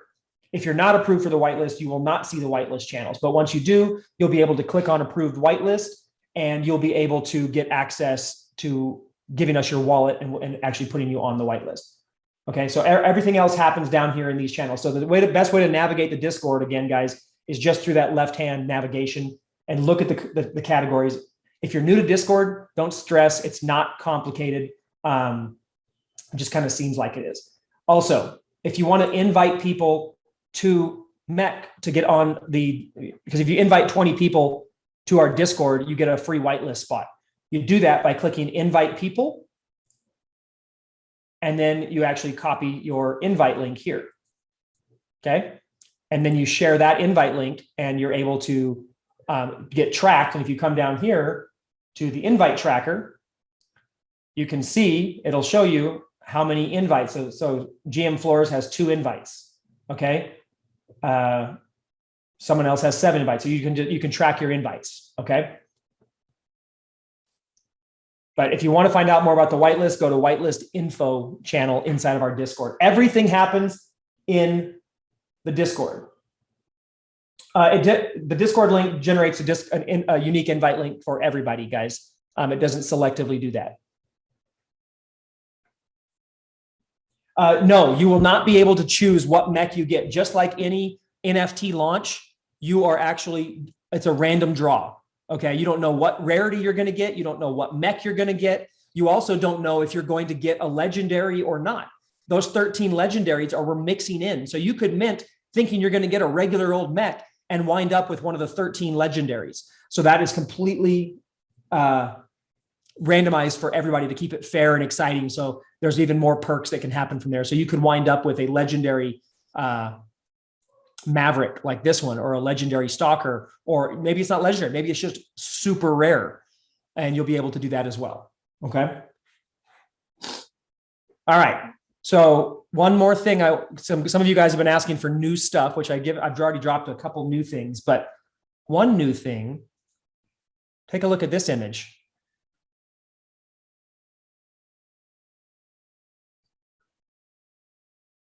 Anybody have anything to say about this image?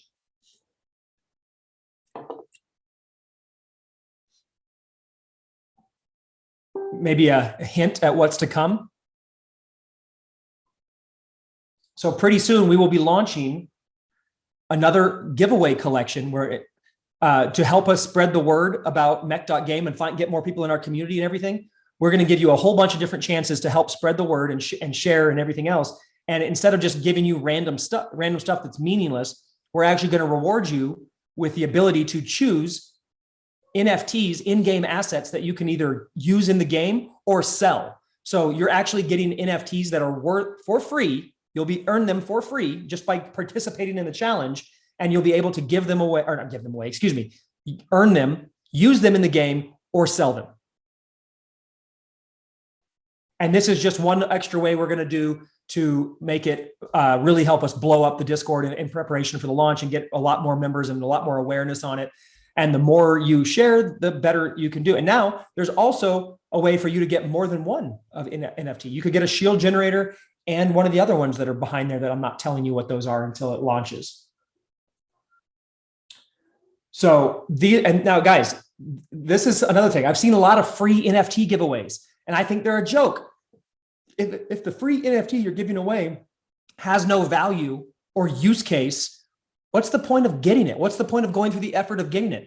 The shield generator is actually an asset that is added to the mech. So you can equip your mech with a shield generator, and it gives you a defensive shield that goes around the mech in the game and allows it to take more damage, right? and it recharges. So at the end, it can be reused. Okay. Some of the other ones are also assets that can be used in the game. Now, let's say you do this and then you don't mint a mech. Okay, that's fine. You could still sell the shield generator or the other NFTs to someone else who does have a mech on the game. So you are in profit. Now, maybe you have to wait a couple of weeks to be able to sell it, but you're looking at between $100 and $400 or more of value per NFT that you get by helping spread the word of mech.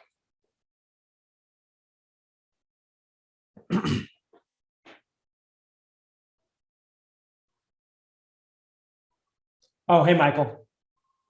I thought that was you. I just wasn't 100% sure. Pretty cool, huh? Micah, you are absolutely willing to, totally allowed, and we'd love it for you to share Mech.Game with the alpha groups. Make sure you use your invite link to invite them. But yes, this giveaway chance there's also a way for you to earn whitelist in this same giveaway with the NFTs. So you can earn NFTs and or whitelist or both. So it all works in conjunction. And this, as soon as we're just waiting on the tech stack, as soon as that's finished, so we can track it all and actually award you. So actually what's going to happen is you'll be able to redeem your entry points for the NFT. So you earn enough entry points and you can click a button and redeem it for the NFT right then. And it's actually the NFT. You can see the contract address and everything in your wallet. And so we're just finalizing that. We were on Friday, so I'm hoping they said they'd have it for me Monday.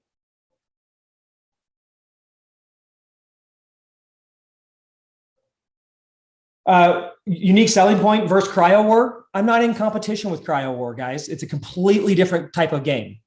And it's a great game. I'm super excited to play Cryo War. I love it. But our unique selling point is that we're building a totally different game that has a different function. And I would say our unique selling point is that we are not in competition with them. And that's not even a good unique selling point. That's a stupid one. I know unique selling points, but I don't think you can compare a unique selling point against Cryo War because we're so vastly different. I would say that our unique selling point is that we're building game first and we're adding in other things. And this is a game you would want to play one way or the other without the earnings. And the fact that our NFTs are actually your game characters, which I'm not even sure Cryo War can say that. I don't know for a fact, so I'm not saying they aren't. But I've yet to find a project that is, and my VCs that are helping incubate and have also invested in the game, who invest in lots of other projects, said they've never seen it before yet either. So I've also yet to see a project from a UVP perspective ever treat their initial collection holders as well as I'm treating our Genesis holders. Because my philosophy is like, if I've bought a Genesis collection from something and it's the special mech or special Genesis collection, it should come with some pretty badass perks because I'm believing in you early before the rest of the thing. It's easy to believe in a project once everybody else already believes in it. But if you're supporting it early on, then I believe that I should reward you and take care of you and treat you like gold because that's the way that I would want to be treated. So that's, I would say, our biggest unique selling feature.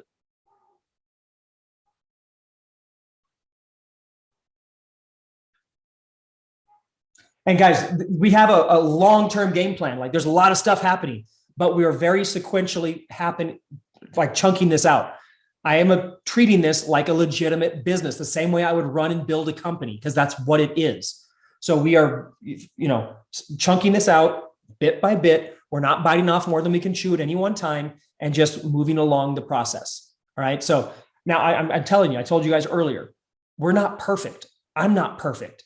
We will have problems. There will be things that pop up or delays or things that happen. It's just real life. Anybody who tells you that shit doesn't happen is full of crap and they're lying to you.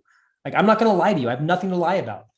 I've built a lot of complicated software and different types of things in my life. Games are a type of software. There are things that happen when you're building games that you have to deal with and we have to roll. All I can say is I'll be straight up with you guys about it. When something happens, we'll pivot, we'll continue, and we'll keep working through it because that's the way we get ahead. All right. And the special piece is that we're doing this together as a community. You guys are not in the dark. You're not waiting. Like, how many of you guys were waiting like from Blizzard for StarCraft 2? And Oh, it's coming out. Oh, wait, fake out. It's not coming out. Oh, wait, we're going to do this and this. And for, like, you basically lost interest because it was so much BS from the company. I was that way. That's not how it is. We are doing this together as a collective, and you're involved in the process if you're a mint holder, if you mint a Genesis Mech.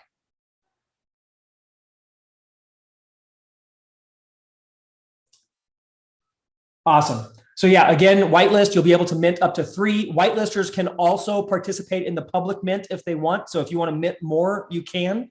And then as far as guilds go, there will probably also be, because some of these guilds want to come in with massive players right off the bigger guilds can bring in 10, 20, 30,000 players immediately, which is awesome because that means we get immediate in-game and stable economy from daily players because scholars play daily, right? So that helps stabilize and jumpstarts the economy. So we can bring in a few of these guilds that can bring in a massive amount of players right away.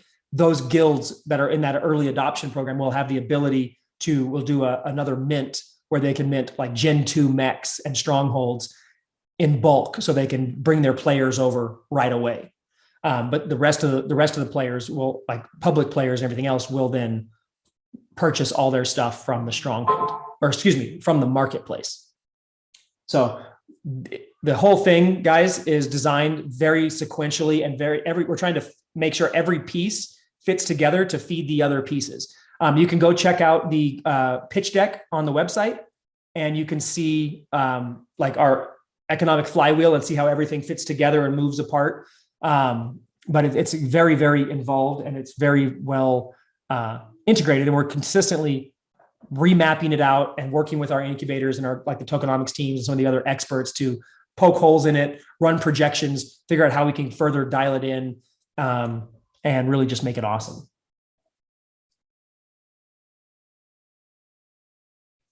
Okay, guys. I mean, we are an hour and a half into this already. I was only going to go for an hour, but I guess I talked a lot. If you guys have other questions, throw them in and let me answer them before we wrap this up. I know it's your guys' Sunday. It's my Sunday too.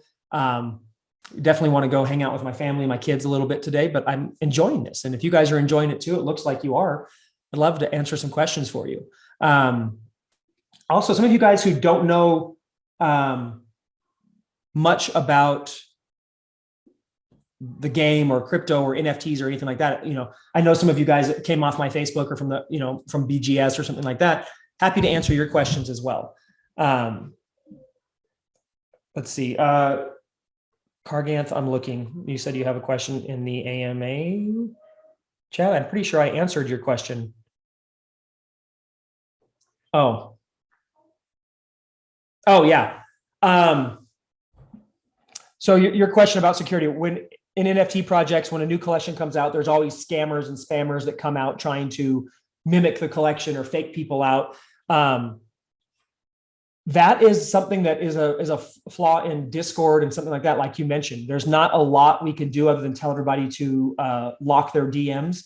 And we will never ask you for wallet info or any of that stuff. And we will post all the official links that you need in the official links section of the Discord or in the announcement section. And basically all we can do is continuously warn people and remind them, do not click a link unless it comes out of the official Discord official links or announcements channel. Do not click a link from a DM. Myself and my mods or my staff will never send a DM with a link or to anything to you, ever. The only links will be posted in the official channel, in the official links channel, and in the announcements channel. And yeah, it's a toxic piece that, you know, sucks, but we can't control scammers. All we can do is try to mitigate that factor. So, you know, if you're going to mint, only do it from the official channels. Another question that I wanted to kind of touch on that I saw someone ask earlier, but I can't find it in the chat. I'm not sure who it is. Okay, I'm basically, set the stage. It's like, I'm new to NFTs. I've, you know, I either have a business or I've seen stuff and I'm watching crypto. I think it sounds exciting. I want to get involved. I don't know how. I don't even know, you know, really what NFTs are and all of that. So how can I get involved in Mech.Game, or why would I get involved in Mech.Game? How do I make money? All that stuff. So first and foremost, there's a couple different ways that you can make money from this. Okay. And I do I mean, there's a lot of money to be made from just traditional NFT flipping, buying an NFT and trying to sell it again higher. That takes a lot of work though, to really understand what you're doing and know what collections are going to do work. And it's kind of still guessing. Like you can do some analysis and research, but you're still kind of guessing. I've made some good money flipping NFTs, and which is what you see a lot of people talking about on Facebook and Instagram and all of that stuff, which is fine. But what I like to do is I like to look at projects. Number one, if they're not doxed, I'm not going to buy. If they're not public and I can't see them and see who they are, I'm definitely not going to buy, because if they don't stand behind their product enough to show their face, then it's not worth me giving them their money. Number two, I want to find a project that has real utility and can show me like what that utility is going to be. Okay. What is that NFT going to do? It's not just a piece of art. What's the utility that's going to make it valuable longer term? And then I want to look at, okay, maybe I want to buy a couple to flip, and I buy it and then I list it higher and I sell it for more. But what are my alternatives, assuming that my flip doesn't go through, or I can't get quite the price that I want, or I need to wait longer term? Okay. How can I monetize in multiple different ways? All right. That's one of the things that we tried to make sure we built in to Mech, because I've experienced those same things, right? So you can flip, you can stake and hold and earn credits. You can play it in the game. You can rent it out. You can give it to a guild, or sell it to a guild or something like that, or you can just sell it later on in the marketplace, or you can do some combination thereof, right? So there's multiple different ways that you could do it, or you could actually set up a business. There are people that we've already talked to about that want to basically create their little mini business inside of the Mech.Game ecosphere, where they're playing the game, they're finding in-game NFTs and then selling those NFTs on the market, or they are forging strongholds and renting or selling them out, just like guilds. So there's all people that are doing different things in the game or in the ecosphere. Some of them are players, some of them are traders, some of them are speculators, some of them are investors. Others are just like, hey, I want to buy the token, buy it cheap, and I want to hold on it, and then I want to sell it later. Or I want to stake the token, which you can do later on when we roll out, when the Mech-Game or Mech token rolls out and we roll out tokens, and then you can stake those tokens and earn a share of the game rewards from the game treasury. So you can earn staking rewards of Mech and game treasury revenue based on the percentage of the amount you staked. So there's lots of different layers of earning. So I look for personally projects, even if the NFT costs more than another one, like, oh, Mech is 0.2, but this one over here is only 0.10 or 0.10 or 0.08. Okay. Yeah, it's maybe a little more expensive, but what is the upside and what are the different ways that I can use that NFT to turn into a profit or enjoyment or something like that? So the more value that you can find and the more opportunity you can find with an NFT, like I will spend more money on an NFT if I know there's upside in terms of functionality and utility longer term, because I know that that's going to appreciate in value and it's going to give me long-term value, whether I sell it or I just extract tokens from it, or I play it and then rent it, or I sell it, or whatever. I've got all these different options and I know I can get my ROI out of it. And I'm not just saying that about Mech, but I'm saying that about any project you look at, you want that to be kind of your criteria. Ed, gas fees are usually lower in the mornings, at least for me, in the mornings and weekends. But gas fees, at least right now in the last few weeks, have not really been an issue. I haven't seen anybody paying any kind of crazy high gas fee. So that's not even something that I would even worry about. Now, what do you need to be able to do to mint? Okay, so mint means buy.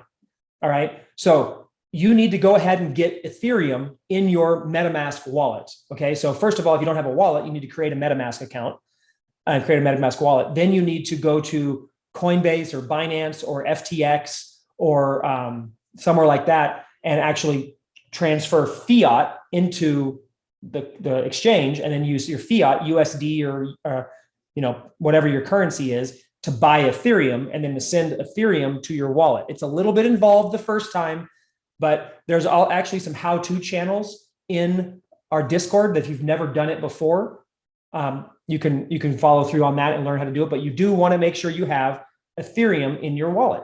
Now, if let's say the mint cost is 0.2, okay, you would probably want to have, and if you're only going to mint one, you would want to have 0.22 or 0.25 or something like that in your wallet, just to make sure you can cover any possible gas fee. Now, is it going to be that high? No, but you definitely want to have a little bit extra, right? Now, if you're going to mint more than one, like if you're on the whitelist and you're going to mint 3, then you would need 0.6 Ethereum. Okay. Esmar, no, you don't need to change wallet to Polygon. You're going to use just your regular MetaMask wallet. And, we'll talk about game wallets and all that stuff later when the game is actually coming out. There's no point in doing that.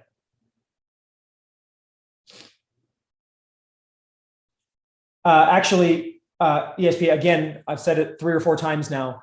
We are not moving from Ethereum for the NFT itself, but we are using Polygon or AVAX. We're testing those right now for the sidechain for all game interactions. So the Ethereum layer will not hurt players on the game at all, because the Ethereum will not be used for the game at all. We will be using a layer 2 sidechain. So there is no impact to players at all. And the NFT in your wallet, the Ethereum wallet, is just going to sit there. It is not going to incur gas fees. Okay. So there's unless you sell it, and at that point, selling it on the Ethereum. Now, if you look at Solana or Polygon, the most expensive NFT on Solana is still a middling level of NFT on Ethereum. Robert, I can give you a recording of this once we're done. It's recording right now. ESP, we don't know yet. We're testing sidechains. We're testing AVAX and Polygon as our top 2 right now to figure out which one we like better. Polygon has great fees, but it seems to be kind of crap in the bed lately. AVAX has massive possibilities, but it's just new. We're also looking at Stark and a couple other layer 2s that our VCs have brought to us. And we have plenty of time to figure that out, right? So we're good. And the other thing is no one knows what ETH2 is going to do in the future. So there may be an option there later on. One thing I can tell you is we will not be using Immutable X. It's a terrible platform in terms of usability if you're not Gods Unchained, which is their own in-house platform, or their in-house game. So we will not be using it. Arbitrum is a concern, or is a consideration, but we're actually leaning towards one of the more stabilized platforms right now. Yes, 100%. NFT contract is on ETH, but the gameplay is on a high-speed chain with low ETH. Yep, 100%. So the game utilizes a side chain, layer 2, which, again, is so similar to Axie. Axie's on ETH, but they utilize Ronin for everything else. All game interactions happen through Ronin. Now, Ronin is actually an option because they're talking about releasing Ronin to devs to use as a wallet. Now, as a chain, which is honestly, I think the asset that Axie built that's the most valuable of everything they've done is Ronin. But we don't know how that's going to work. Michael, yes, we do have security in place to prevent people from minting, transferring to another wallet, and mint more. That's a great, Michael, I'm glad you brought that up, because I wanted to talk about our Solidity team and some of our team stuff, and that is a good point. So Solidity, in case you don't know, is the language that smart contracts, which are the code of the blockchain, are written in. Okay. Our Solidity team is the #1 Solidity team in the space. They are the ones who wrote every single smart contract and line of code for Neo Tokyo. All right. You probably have heard of Neo Tokyo. Those of you guys coming from the business world probably know Alex Becker, and you've heard about his NFT platform program and game that did so well. That's Neo Tokyo. Our smart chain team, our Solidity team, Alex, Caleb, and Will, they are the guys who did every single line of code, and they wrote it. If it wasn't for them, Neo Tokyo would not exist. They are part of Mech, and they're doing all of our stuff. So they know exactly what to do to mitigate all those things. And they're phenomenal. They're the most in-demand Solidity guys in the space, and they're just basically saying no to everybody because they're too busy. So we've got them.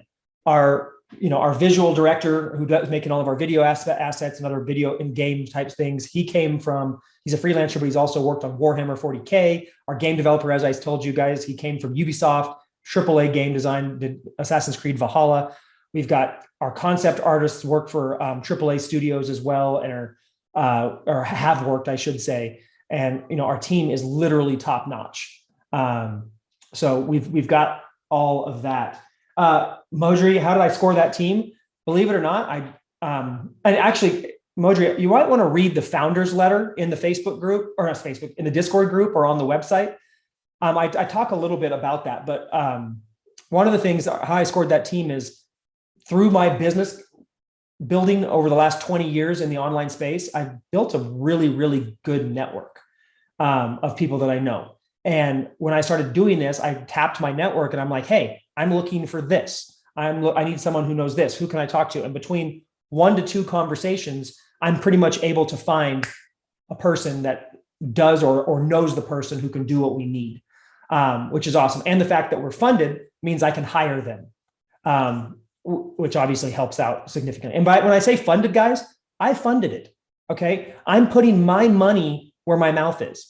We now have VCs coming on board and stuff like that, not because we need their money, but because we want their connections and their assets and what they can bring to the table to help the project. But I'm funding this, okay, because I believe in it and I know where it can go. So I don't need the other people to do it. We're doing it ourselves. So I can't think of a better way to demonstrate my commitment to the project than by not only investing my time, but putting my money out to build a project before ever asking anybody to mint a single thing from us, which is not the norm in the NFT space. Everybody else goes, oh my God, buy our crap, and then we'll deliver something cool to you, right? And we're not doing that. Like we're doing it in conjunction. So my skin's in the game just as much, way more than even your skin is in the game if you mint a Genesis Mech.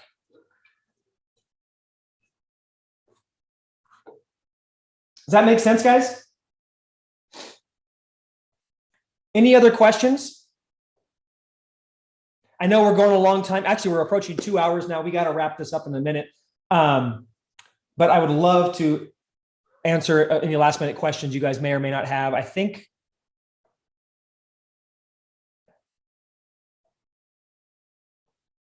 Can you play your Mech while it's staked? Yes.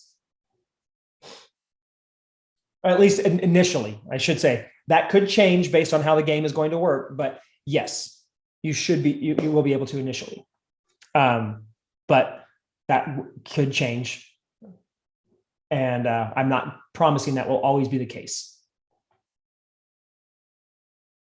And yeah, guys, there's a lot of stuff that people still want to know. How does this work and how does this work? Well, some of it's just going to have to wait. All right. So we can't release everything. I was actually talking in the Discord the other day with everybody, and they're like, man, tell me more. And I'm like, whoa, think about this, guys.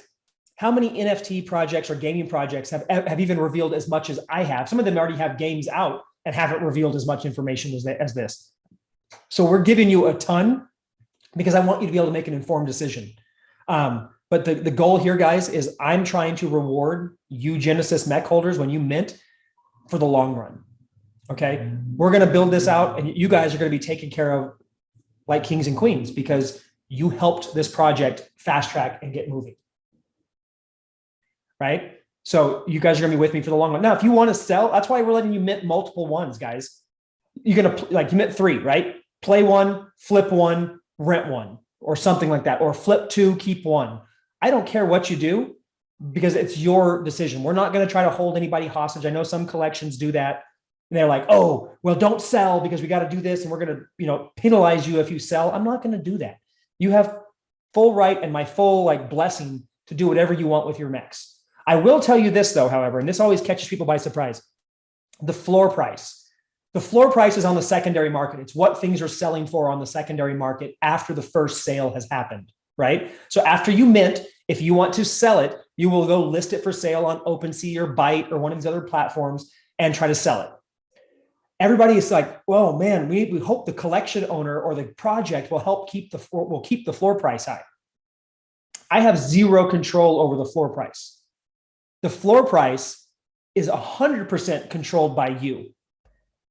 So the reason the floor price gets low is because people paper hand and they buy it and they list it immediately for like $100 more or $50 more, or they wind up losing money on it.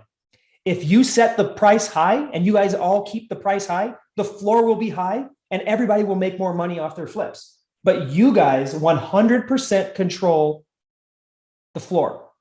And our whitelist guys already, they're talking about a two ETH plus floor. They're like, we're not going to sell for less than that. So if you mint for 0.2 and you flip for 2, you made a bunch of money. That's awesome. And I'm happy for you guys to do it.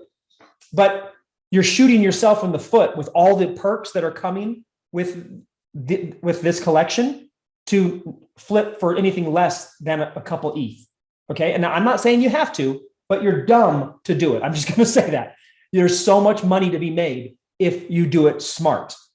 Okay. And I want you guys to make money because you supported me. You're helping me. You're helping the project. You're helping the community. So you deserve to be rewarded for doing that. Okay.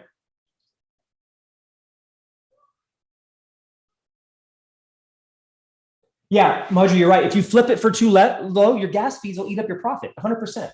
But the important thing to remember is I have no control over the floor price. All I can do is remind you guys that you truly have the power. Also, you guys have the power of how this entire community goes. Think about this. If every single one of you in the Discord invited one more person to the Discord, we double.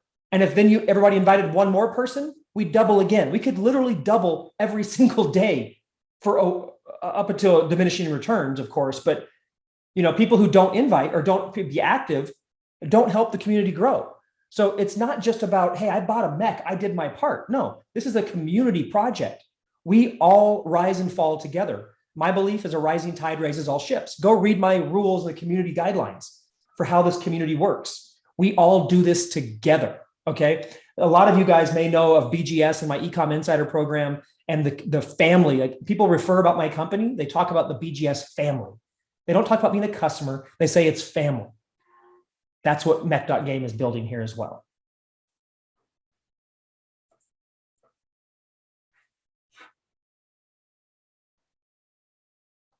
Yeah, so no, the airdrop, great question. If you mint 3 Mech NFTs, then you will get 3 airdrops because the airdrops are matched to the Mech, right? So one airdrop to 1 Mech. So it's not to 1 wallet. So if you have 3 Mechs in your wallet, you're not going to just get 1 NFT because you have 1. You're going to get 1 for each Mech you have.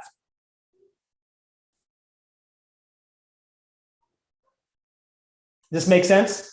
So you get, and the allotment, that's the other question. So if you mint and you decide you want to take, when we do the token launch and you want to buy your allocation of Mech tokens for a discount, each Mech you own has a predetermined allocation. They're all equal. So if you own 3 Mechs, you would get 3 allocations, right? If you own 1 Mech, you get 1 allocation. Edmund, I'll have to let you know when we get closer to that. I do believe that is the case, but we will know beforehand. And if there is going to be an issue with that, we will let everybody know and have them take any necessary steps to make that a problem or not a problem. But yeah, it should not be a problem, but I'm not going to promise that because until we actually get there and we run all the actual tests, then I will know. And then I can tell you exactly what's going to happen.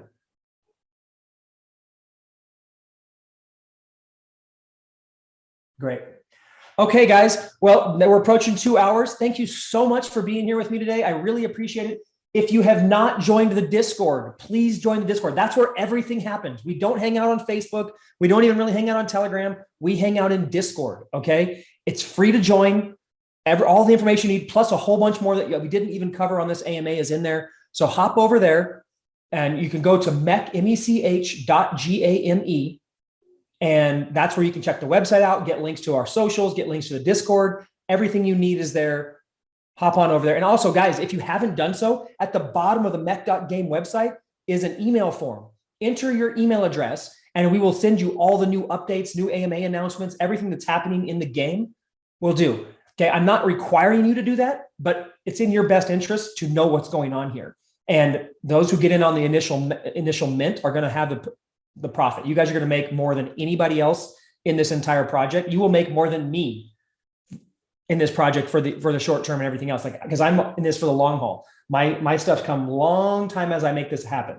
Okay, I'll make money, you'll make money, but you guys are positioned to make the lion's share of everything. And when the game goes live, you guys as Genesis Mech holders are the ones who are going to set the market. You're the ones who are going to play the game first. You're the ones who are going to forge the first extra strongholds and find the first NFTs. So you will be seeding the market. All right. And yes, it will be an internal market. You can sell it on the internal market or on OpenSea or Byte or anywhere else. So you'll have full control. We're taking care of you guys because, again, that's how I'd want to be treated. So with that, guys, wrapping it up. Happy Sunday, happy Monday, wherever you're at. And I will talk to you guys in the Discord. See ya.